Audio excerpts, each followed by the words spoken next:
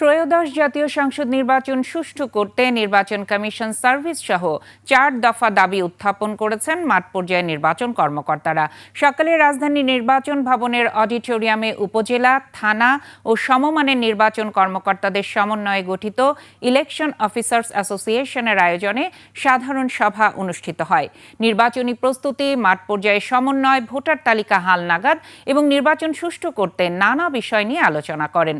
অ্যাসোসিয়েশনের নেতারা জানান, রোড ম্যাপ অনুযায়ী সুষ্ঠু নির্বাচন করতে বদ্ধপরিকর, দ্রুত সময়ের মধ্যে অধ্যাদেশ জারির মাধ্যমে নির্বাচন কমিশন সার্ভিস গঠন, উপজেলা নির্বাচন কর্মকর্তাদের ৬ষ্ঠ গ্রেডে উন্নীত সহ ৪ দফা দাবি তুলে ধরেন তারা।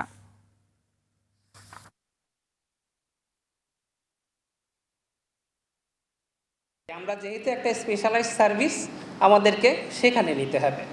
আমাদের আজকে পদোন্নতির জন্য, আমাদের আজকে বাজেটের জন্য, আমাদের আজকে পদ সৃজনের জন্য যেতে হচ্ছে অন্যান্য মন্ত্রণালয়ে, যেখানে ফাইল আমরা ইনিশিয়েট করি না, যেখানে অনুমোদন আমরা দেই না। আমাদের মাননীয় নির্বাচন কমিশন ৫ জন সমন্বয়ে গঠিত, ওনারাও অসহায় থাকেন। তা আমরাই যদি অসহায় থাকি, মাথায় যদি অসহায় থাকে, তা আমাদের অন্যান্য অর্গানগুলো কিভাবে কাজ করবে?